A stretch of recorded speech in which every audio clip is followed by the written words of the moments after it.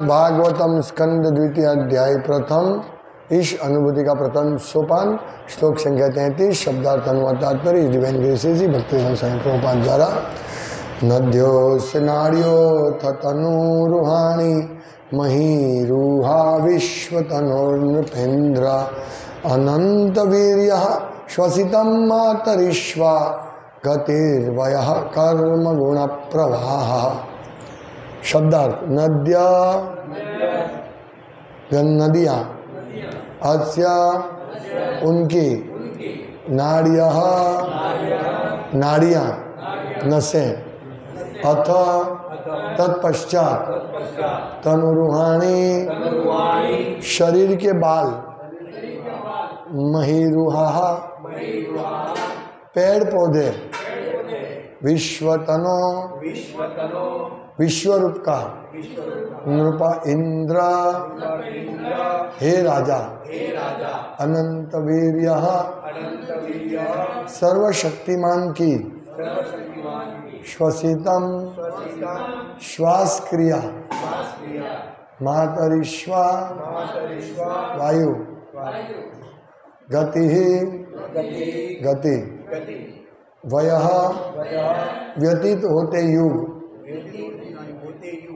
कर्म कर्म गुण प्रवाह प्रकृति के गुणों की प्रतिक्रियाएं। अनुवाद। हे राजन, नदियां उस विराट शरीर की नसें हैं, वृक्ष उनके रोम हैं और सर्वशक्तिमान वायु उनकी श्वास है। व्यतीत होते हुए युग उनकी गति तथा प्रकृति के तीनों गुणों की प्रतिक्रिया ही उनके कार्यकलाप हैं।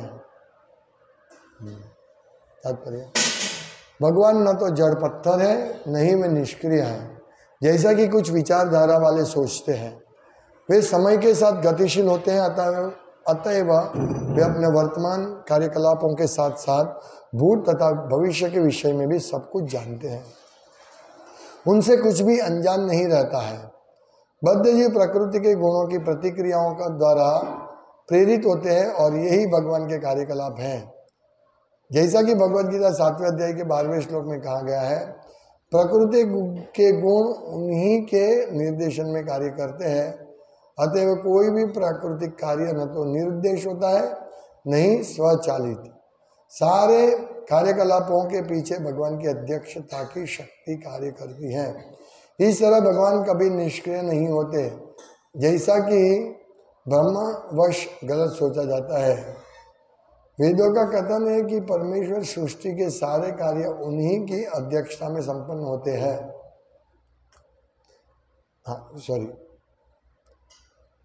वेदों का कथन है कि परमेश्वर को स्वयं कुछ नहीं करना होता, जैसा कि श्रेष्ठ जनों के किस्से में होता है, लेकिन सृष्टि के कार्य उन्हीं की अध्यक्षता में संपन्न होते हैं। जैसा कि कहा जाता है कि उनकी स्वीकृति के बिना एक पत्ता भी नहीं हिल सकता। ब्रह्म संहिता में कहा गया है कि सारे ब्रह्मांड तथा इनके अधीश्वर यानी ब्रह्मा उनके श्वास लेने की अवधि तक ही अस्तित्व में रहते हैं। यहाँ पर इसी की पुष्टि की गई है। ब्रह्मांड के भीतर जिस वायु में सारे ब्रह्मांड तथा ग्रह स्थित है, वह अजीत विराट पुरुष के श्वास का अंश मात्र है। अतएव मनुष्य नदियों, वृक्षों, वायु तथा बीतने वाले युगों के अध्ययन द्वारा भी भगवान की निर्विशेष धारणा से दिग्भ्रमित न होकर भगवान की सही धारणा बना सकता है। भगवद गीता में कहा गया है कि जो परम सत्य के निर्विशेष विचार के प्रति आकृष्ट है, वे भगवान के सगुण स्वरूप के उपासकों की अपेक्षा अधिक कष्ट उठाते हैं। ओम ज्ञानतिमिरान्धस्य ज्ञानाञ्जनशलाकया चक्षुरुन्मीलितं येन तस्मै श्रीगुरुवे नमः। श्रीचैतन्यमनोभीष्टं स्थापितं येन भूतले स्वयं रूपकदामयं ददाति स्वपदान्तिकं। वन्देऽहं श्रीगुरु श्रीयुतपदकमलं श्रीगुरुन् वैष्णवांश्च। श्रीरूपं साग्रजातं सहगणरघुनाथान्वितं तं सजीवं साद्वैतं सावधूतं परिजनसहितं चैतन्यदेवं श्री राधा कृष्ण पादान सहगण ललिता श्री शाखा। हे कृष्ण करुणा सिंधु दीनबंधो जगतपति गोपेश गोपिकाकांत राधा कांत नमोस्तुते तप्त कांचन गौरांगी राधे वृंदावनेश्वरी वृषभानुसुते देवी प्रणमामि हरिप्रिय वाञ्छाकल्पतरुभ्यश्च कृपा सिन्धुभ्यो च पतितानां पावनेभ्यो वैष्णवेभ्यो नमो नमः। श्री कृष्ण चैतन्य प्रभु नित्यानंद श्री अद्वैत गदाधर शिवासादि गौर भक्तवृंद हरे कृष्णा कृष्ण कृष्ण हरे हरे हरे राम राम राम हरे हरे। हरे कृष्णा। भक्त लोग जनरली ज्योतिष के पास अपना भविष्य दिखाने जनरली नहीं जाते हैं। यहाँ बहुत सुंदर श्रील प्रभुपाद तात्पर्य में बता रहे हैं कि भगवान भूत वर्तमान और भविष्य सब कुछ जानते हैं, उनसे कुछ अनजान नहीं है। क्योंकि वे समय के साथ गतिशील रहते हैं। जो युग है, यहाँ क्या लिखा है, गतिर्वय, तो उनकी गति क्या है, व्यतीत होते हुए युग उनकी गति है। देखिए,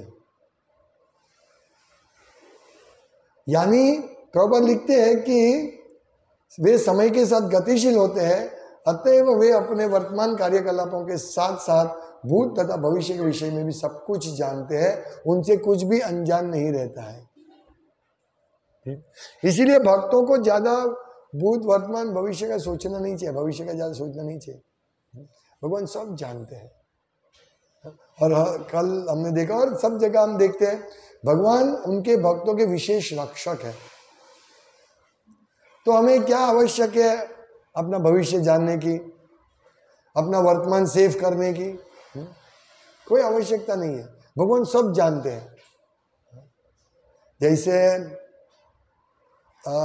एक व्यक्ति है, उसने जीवन भर कन तोड़ मेहनत करके लाखों रुपया कमाया, 50 लाख 1 करोड़ कमाया, हाँ, लेकिन एक ही झपाटे में कोई चीटर आएगा, उससे वो सब पैसा लेके चला जाएगा और 50 साल की उम्र में रोता रहेगा, मेरा सब पैसा चला गया। ऐसे ही होता है बहुत सारा। इस कलयुग में तो विशेष ऐसा होता है। बाकी युग में ऐसा इतना चीटिंग नहीं था, लेकिन इस युग में है। तो कहने का तात्पर्य कि हम हमारे वर्तमान को या भविष्य में हमारा अच्छा जीवन रहे चले, इसके लिए हम लोग ज्यादा पैसा इकट्ठा करते हैं। लेकिन उपदेशामृत में श्रील रूप गोस्वामी समझाते हैं, अत्याहारश्च प्रयासश्च। अत्याहार यानी ज्यादा खाना और ज्यादा इकट्ठा करना, अधिक प्रयास नहीं करना चाहिए। ये षड्भी, ये जो 6 लक्षण दिखा है, अत्याहार प्रयासश्च, तो ये 6 लक्षण भक्ति का विनश्यति, भक्ति का विनाश होता है।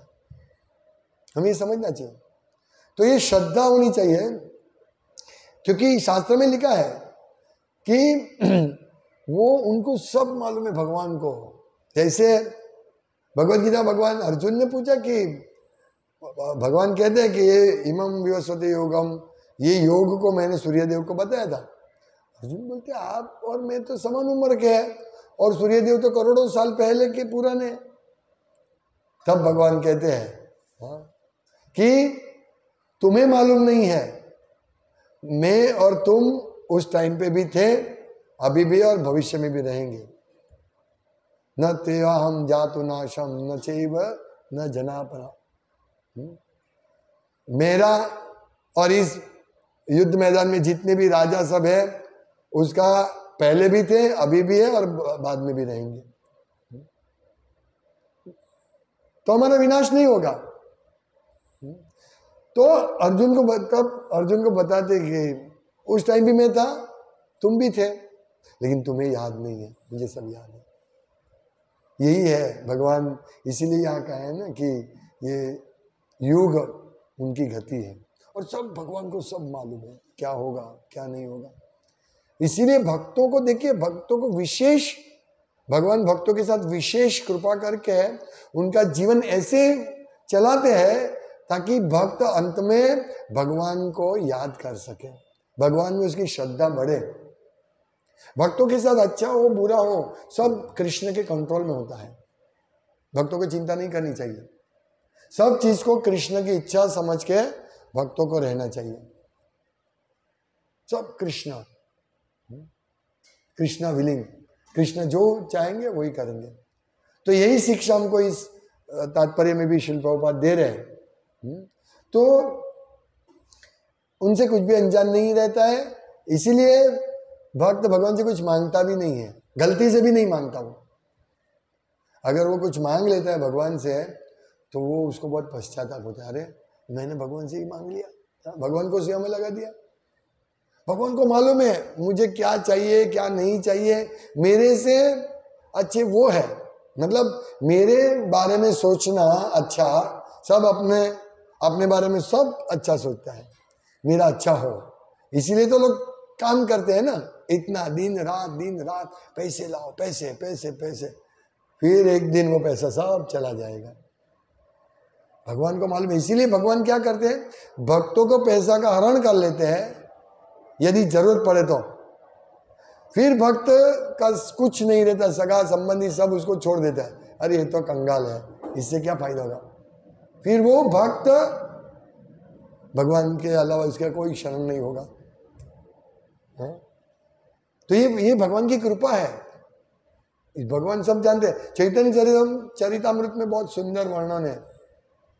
भगवान चैतन्य महाप्रभु बताते हैं कि कृष्ण ऐसा सोचते हैं कि मेरे भक्तों की ऐश्वर्य दूं मैं, यदि वो ऐश्वर्य से वो मेरे से दूर हो जाएगा तो मैं नहीं दूंगा। अब देखिए प्रभुपाद भगवान श्री कृष्ण के शुद्ध भक्त थे, उनके साथ प्रभुपाद ने कितना ये कि आदान प्रदान किया उनको, मतलब हमको सिखाने के लिए, प्रभुपाद के लिए नहीं, हमको सिखाने के लिए प्रभुपाद आचार्य कैसे बने, सब उन्होंने आचरण किया।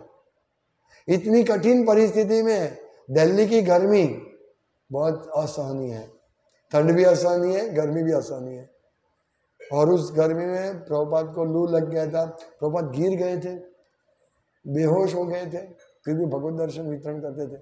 विश्वास, जो सब कुछ कृष्ण के कंट्रोल में। इसीलिए हमारे जीवन में जो भी समस्या है उसको हमें समझना चाहिए कृष्ण की कृपा है।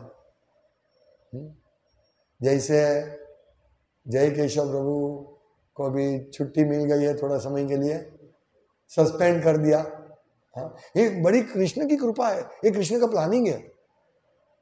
नहीं तो अंत तक कमाओ कमाओ खाओ पियो मौज करो, बहुत पैसा खर्च करो, पैसा हम कमाते खर्च करो, लेकिन भगवान ने रोक लगा दी, रुको रुको रुको तुम मेरे पास आओ। हाँ, ये हमारे जीवन में जब भी ऐसे होता है, हमारे शरीर का प्रॉब्लम आता है, हाँ, आपको हार्ट का प्रॉब्लम हो गया था, कोई बात नहीं, कृष्ण की इच्छा है। जीना तो उतना ही है जितना हमारे सांस है, जितना कृष्ण चाहेंगे। हमें हार्ट का प्रॉब्लम हो, ब्लड प्रेशर, डायबिटीज हो, कुछ भी हो, जिएंगे तो उतना ही जो भगवान चाहते हैं। भक्तों का श्वास भगवान के हाथ में है, जब चाहे भगवान उनको ले सकते हैं, क्योंकि भगवान और भक्त भी यही चाहते हैं कि भगवान मेरे साथ जो करना, यथा तथा विधि धातु लंपटो मत प्राणनाथ, मेरे प्राणनाथ भगवान ही है, चाहे वो मारे कुचल दे, दर्शन नहीं दे, कुछ भी करे, क्योंकि वो जो भी करेंगे हमारे लिए अच्छा है। भक्ति विनोद ठाकुर कहते हैं ना, असुर सकल पाइलो चरण विनोद थाकिलो बोशी। ये असुर ने आपका चरण कमल का शरण ले लिया, लेकिन मुझे क्यों नहीं मिलता है। हालांकि वो वीरा में ये अपना भक्ति भाव, उत्कट भक्ति भाव प्रदर्शित करते हैं, वो तो हमेशा भगवान के संग में रहते थे।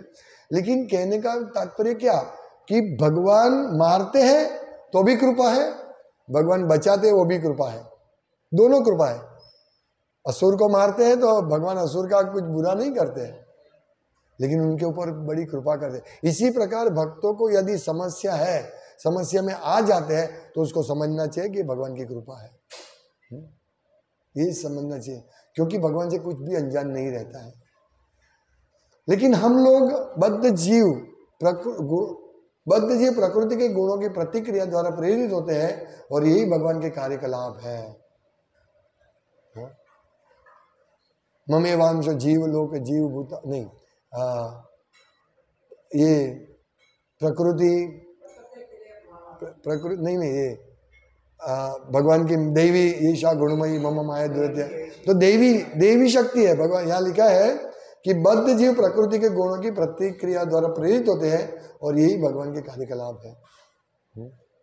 मय्याध्यक्षेण प्रकृति सूयते सचराचरम, प्रकृति मेरी अध्यक्षता में चलती है और प्रकृति 3 गुण वाली है और वो गुणों के कार्यकलाप बद्ध जीवों के ऊपर होते हैं।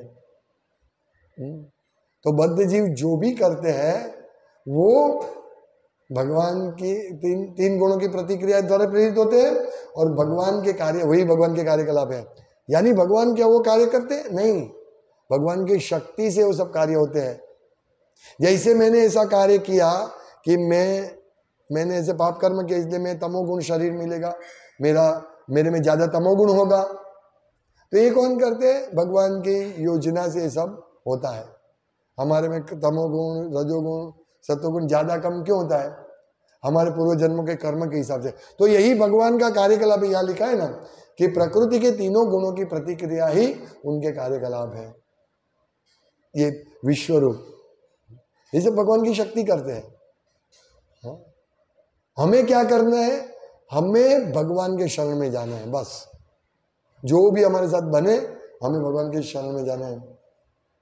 प्रकृति के गुण उन्हीं के निर्देशन में कार्य करते हैं, अतः कोई भी प्राकृतिक कार्य न तो निरुद्देश होता है और न ही स्वचालित। जैसे हमने 2 दिन पहले उदाहरण दिया कि सूर्य उदित होते अस्त होते हैं, लेकिन कोई चलाता दिखता नहीं है। लेकिन यस्याज्ञया भ्रमति समृत काल चक्रो, यस्याज्ञया भगवान कृष्ण की आज्ञा से वो अपने निर्धारित ट्रैक पर रहते हैं, काल चक्र में रहते हैं सूर्य। तो यही बताते भगवान कि प्राकृतिक कार्य न तो निरुद्देश होता है और नहीं स्वचालित। तो यह क्या, सूर्य प्रतिदिन उगता है तो निरुद्देश है? नहीं, सूर्य से तो हम लोगों को पोषण मिलता है, शक्ति मिलती है सूर्य से, सूर्य की शक्ति। हाँ, यदि सूर्य जिस देश में नहीं उगता है तो वहां बहुत बीमार लोग पड़ते हैं। तो ये और अपने आप नहीं है, सूर्य उदित होता है अपने आप नहीं उदित होता है, परफेक्ट टाइम पे। जैसे अभी कल आज पूर्णिमा आएगी, रात को पूर्णिमा होगी, पूर्ण रूप से चंद्र और चंद्र की गति एकदम परफेक्ट होगी। पूर्णिमा के दिन इधर ही होगा। हम टाइम देखेंगे तो पूर्णिमा आज चंद्रमा, हम आए मॉर्निंग आते हैं तो चंद्रमा अस्त होने की तैयारी में थे, लेकिन कल हम आएंगे तो चंद्रमा ऊपर होंगे और एकदम परफेक्ट भगवान व्यवस्था करते, परफेक्ट। ऐसा नहीं पूर्णिमा का चंद्र अस्त हो जाएगा, नहीं। हम चंद्र की गति सूर्य की गति से तेज है, फिर भी उनकी जो हमको दिखते है वो स्लो दिखते हैं। चंद्र तेज है फिर भी। क्यों ऐसा? चंद्र सूर्य से और दूर है, ऊपर है, और ये सब चंद्र पक्ष सूर्य पक्ष ये सब सूर्य 12 घंटे में का उनका समय होता है उदय अस्त का जनरली, लेकिन चंद्र का अलग होता है, ज्यादा होता है उदय अस्त का। इसीलिए कभी चंद्र हम देखेंगे मूनराइज तो कभी कभी 6-7 बजे शाम को होता है मूनराइज, अरे उससे पहले ऐसा हम देखेंगे मूनराइज कैलेंडर में। सूर्य नहीं, चंद्रोदय देखेंगे तो ऐसा नहीं, जैसे आज अभी सूर्योदय है तो बहुत 1-1 मिनट लेट होता है, जल्दी होता है। जैसे आज मालूम नहीं कितने बजे हैं, तो उससे पहले 1 मिनट पहले है सूर्योदय। 1 मिनट में देख के बता देता हूँ।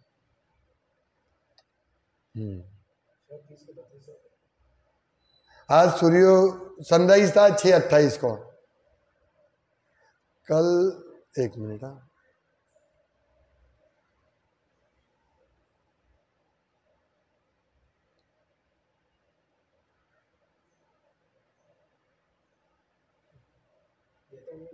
ये आज ये कौन सा महीना है? अप्रैल 5, आज 6/28 को है। कल सनराइज 6:29 को था, 6:29 को सनराइज। हाँ, 3 तारीख को 6:30 को था। अभी कम हो रहा है अभी, है ना? देखिए, तो 1-1 मिनट का फर्क है। अभी मून राइज देखिए, आज शाम को, आज 5 तारीख है ना, आज शाम को 6:15 बजे मून राइज होगा। कल 5:30 बजे था, उससे पहले 4:30 बजे था। 1 घंटा का फर्क। और रविवार को दोपहर को 3:45 बजे था, उससे पहले 2:50 को था मून राइज, यानी शनिवार को। हाँ, अभी देखिए मून राइज 1 बजे, दोपहर को 1 बजे। कब? मार्च में 11:15 बजे भी सनराइज है, अरे मून राइज, चंद्र का उदय 11:15 बजे, कब? 28 तारीख को था। तो ये है चंद्र की गति। मून राइज सुबह 7:04 को, कब? 22 मार्च को था।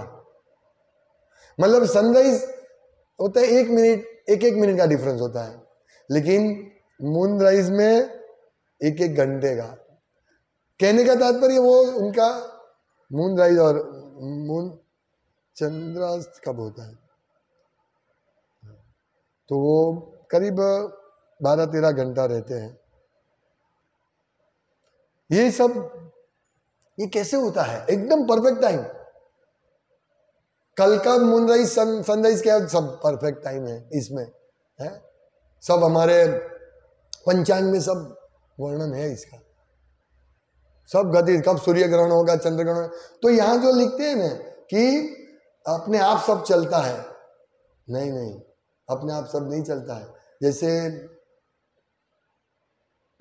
ये सब स्वचालित नहीं है।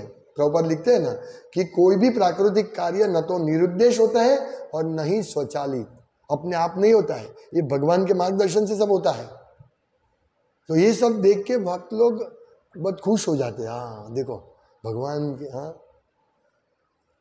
ऐ गोविंद तुआ जगत विचित्र, भक्तिविनोद ठाकुर कहते हैं कि हे भगवान, आपका जगत रंग बिरंगी है, एकदम आश्चर्यजनक है।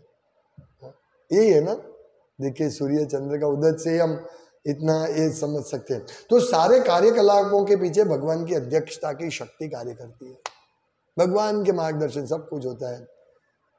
तो इसीलिए देखिए लोग बोलते हैं भगवान क्या करते हैं, निष्क्रिय। नहीं, भगवान निष्क्रिय नहीं है, बिल्कुल सक्रिय है। लेकिन ऐसा नहीं कि भगवान अपनी तरफ दौड़ भाग करते हैं, नहीं, सक्रिय है। लेकिन हम लोग भी हमारे एक्टिविटी, मतलब यहाँ से भागो वहां भागो, इधर करो, ये करो, वो करो, वो रजोगुण नहीं। भगवान शुद्ध सत्व में रहते हैं। और लोग सोचते हैं कि ये सब ब्रह्मांड चलाने के लिए भगवान को बहुत मेहनत पड़ती होगी। नहीं, वेदों का कथन है कि परमेश्वर को स्वयं कुछ नहीं करना पड़ता। हाँ, जैसा कि शेष जनों के किस्से में होता है। मतलब जो मालिक होता है फैक्ट्री के, उसके पास 10 फैक्ट्री हो तो ऐसा नहीं उसको 10 फैक्ट्री में दौड़ना पड़ेगा। हम उदाहरण दे, सर्वश्रेष्ठ उदाहरण है मुकेश भाई अंबानी का। वो उनके सब आदमी दौड़ते रहेंगे। अभी यहाँ भी रिलायंस है सूरत में, तो सुबह 7 बजे के आ जाएंगे वर्कर्स, और बस में बैठ के उधर जाएंगे और रिटर्न आएंगे 9 बजे थके हुए, पूरा कस निकल जाए। लेकिन ये हम सब जीवात्मा की स्टोरी है। हम रिलायंस में जॉब करते तो हम सुबह जाते हैं, रात को पैसा लो भाई। पर हम वो उनका नारा था ना, सुभाष चंद्र बोस, तुम मुझे खून दो मैं तुमको आज़ादी दूंगा। ऐसा ही है, तुम मुझे खून दो मैं तुमको धन दूंगा, खून और धन। ऐसे ही ये सब काम करते हैं। लेकिन धीरू भाई तो आराम से उठते हैं, उसके 10-15 माला का बिल्डिंग है, उसमें कसरत करने जाते हैं, नाश्ता करने दूसरे रूम में जाते हैं आराम से। कोई टेंशन नहीं है कि नहीं है? कसरत जॉगिंग, उसका उसमें रूम में 18वें फ्लोर में या 12वें फ्लोर में जिम बने, उधर जिम में कसरत करते हैं, और यहाँ सब जिम में भागते हैं, यहाँ के उनके नीचे सब भागते हैं। वो ऐसे सोचेंगे धीरू भाई भी बहुत मेहनत करते हैं, अरे मुकेश भाई अंबानी भी बहुत मेहनत करेंगे। नहीं नहीं नहीं, वो कोई मेहनत नहीं करेगा। एक चुटकी बजाएगा 1 करोड़ आ जाएगा, है ना। तो ये डिफरेंस हम इस भौतिक जगत में देख सकते हैं, ज्यादा दूर जाने की आवश्यकता नहीं है। तो भगवान कैसे होंगे? जो इस पृथ्वी में करोड़ों टन सोना रखा है, चांदी रखी है, कोयले रखे हैं, ऑयल रखा है, जो भगवान इसीलिए पृथ्वी पर बैलेंस करने के लिए। हाँ, तो भगवान के पास क्या होगा हम कल्पना भी नहीं कर सकते। हाँ? तो ऐसे जो आस्तिक को, जिनको भगवान में श्रद्धा हुए, ऐसे उदाहरण से, हाँ सही बात है, हम देखते हैं हाँ कि हम लोगों को इतना काम करना पड़ता है, और ये मुकेश भाई अंबानी बैठे बैठे पूरा नाश्ता जो चाहे वो नाश्ता करता है, और हम लोगों को सुबह 6 बजे टिफिन लेके दौड़ना पड़ता है, 5 बजे उठ के बीवी बना देती टिफिन लेके दौड़ना पड़ता है, उसको कुछ नहीं। हाँ ऐसा ही है, भगवान का भी ऐसा ही है, उनको कुछ नहीं करना होता है, पूरा दिन भगवान गोलोक में अपने प्रेमी भक्तों के साथ खेलते रहते हैं। रात को रासलीला में, दिन को सब गोप बालकों के साथ, शाम को सुबह मम्मी पापा के साथ खेलते रहते हैं। हमारी तरह नहीं, भागो भागो, कभी कुत्ता बनो, कभी बिल्ली बनो, कभी चूहा बनो। यही तो मनुष्य की कल्पना के बाहर की चीज है।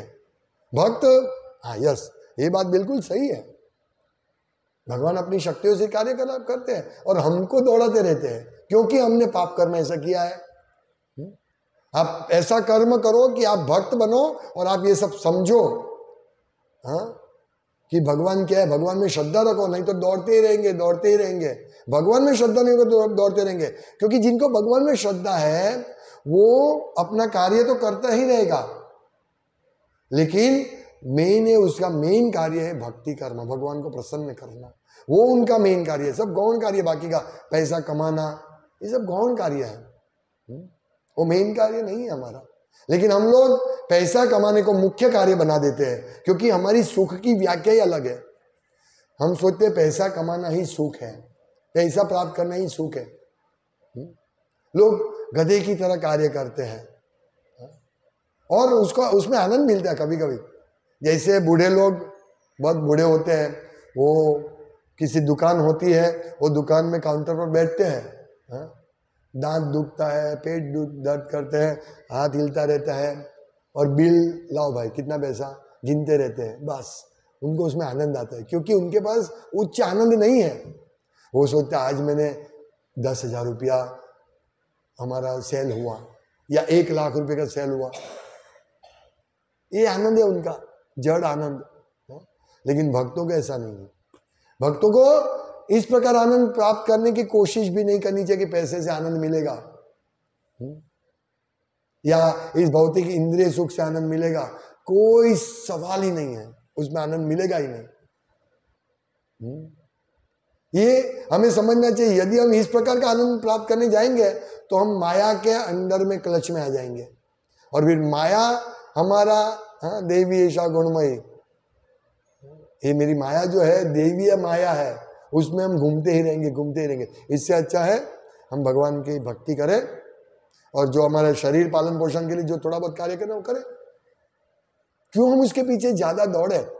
यही तो शिक्षा इसमें लेनी है, यही तो सीखना है कि भगवान गति है, बीते हुए युग की गति है, और तीनों गुणों के प्रतिक्रिया ही भगवान है। तो हम क्यों भगवान के पास नहीं जाए, भगवान के साथ डायरेक्ट संबंध क्यों नहीं जोड़े? और भगवान से डायरेक्ट संबंध जोड़ने का सर्वश्रेष्ठ विधि नमो महावदान्य कृष्ण प्रेम प्रदायते, कृष्ण भगवान के, स्वयं कृष्ण भगवान चैतन्य महाप्रभु के रूप में आकर ये विधि दिखाते हैं। हरे कृष्णा कृष्णा कृष्णा हरे हरे, हरे राम राम राम हरे हरे। सिर्फ ये मंत्र का जप करने से सब हमको विज्ञान समझ में आ जाएगा, क्या कैसे कार्य होता है। जैसे जादूगर होता है तो सब देखने वाले, ओ कितना बड़ा जादू है, हाँ कितना बढ़िया जादू है।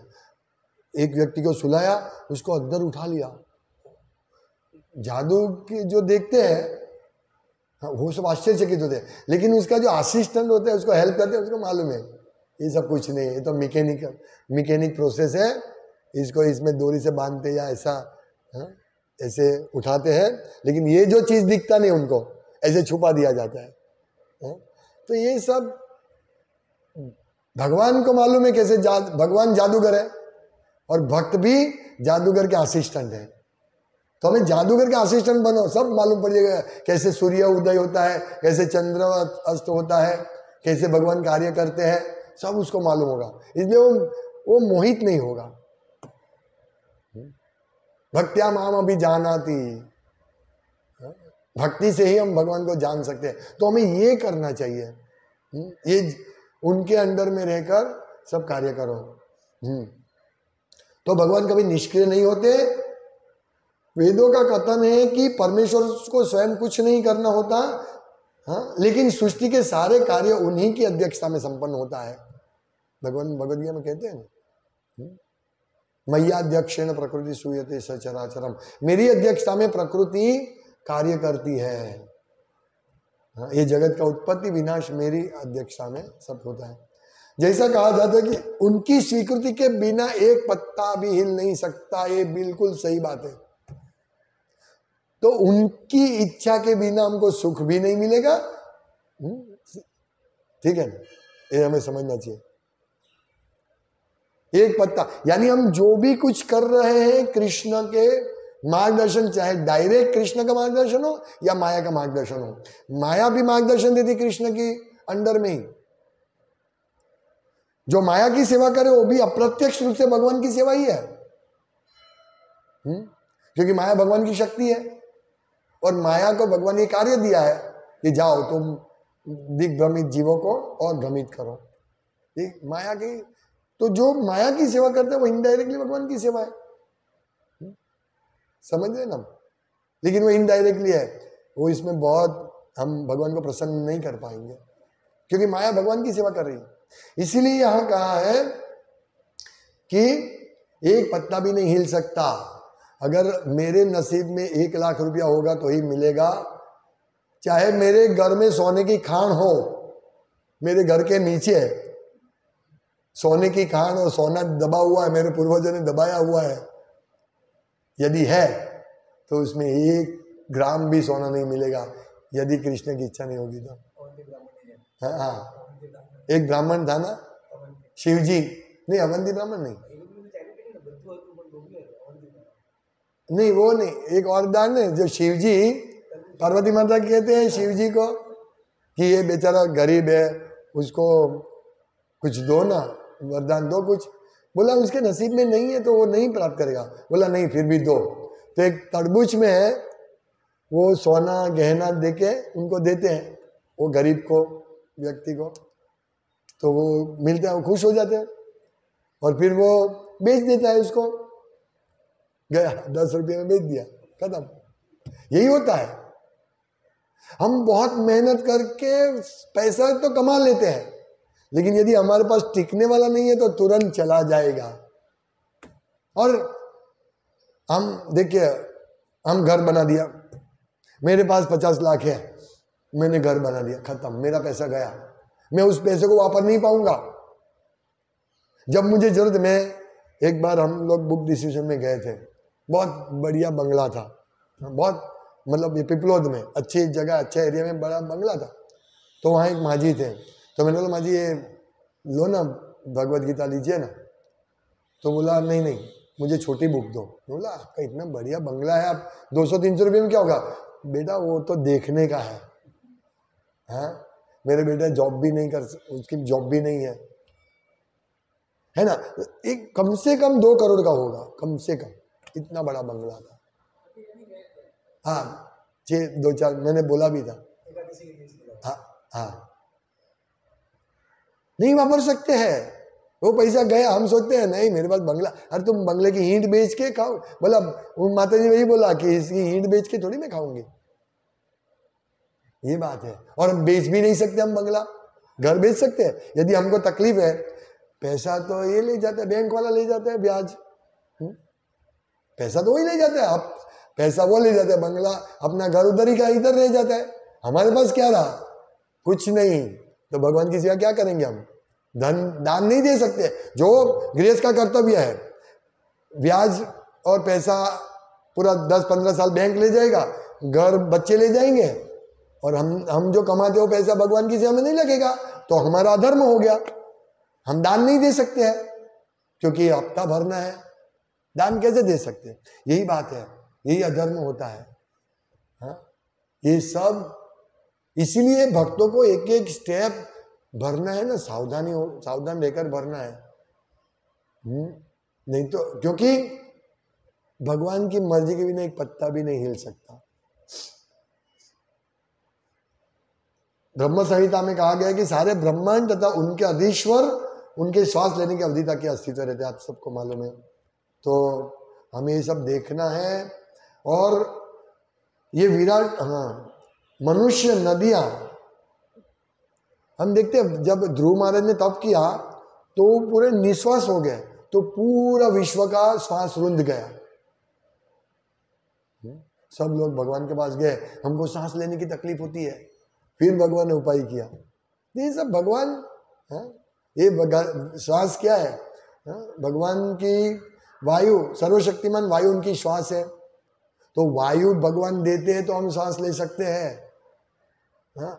ये नास्तिक लोग बोलते हैं ना भगवान भगवान क्या है, यहाँ स्पष्ट लिखा है वायु भगवान की श्वास है, कोई वायु के बिना नहीं जी सकता, कोई भी नहीं। कोरोना में हमने देखा, ऑक्सीजन लाओ, ऑक्सीजन लाओ, ऑक्सीजन क्या है? वायु है। ऑक्सीजन लाओ, जो पैसा दे लो, मुझे ऑक्सीजन दो। लेकिन जब भगवान आराम से देते हैं वायु, तो किसी को पड़ी नहीं है। और हॉस्पिटल में जाएंगे, 1000 रुपये का ऑक्सीजन सिलेंडर, वो हम देंगे पैसा, भगवान को नहीं देंगे। ये भगवान, वायु भगवान की श्वास है। हम इतने जड़ हो गए हैं इस जगत में रहते रहते रहते, इतने जड़ हो गए, इतने नास्तिक हो गए कि भगवान के लिए कुछ नहीं करना है। डॉक्टर मांगेगा भाई 5000 रुपये फीस है, कोई सवाल नहीं करेगा, दे दो भाई। ये सब बातें हैं। अतः मनुष्य नदियों, वृक्षों, वायु तथा बीतने वाले युगों के अध्ययन द्वारा भी भगवान की निर्विशेष धारणा से दिग्भ्रमित न होकर भगवान की सही धारणा बना सकते हैं। तो ये सब चीज, भगवान के रोम क्या है? वृक्ष, पेड़ पौधे भगवान के रोम है। ये नदियां उनके नस है,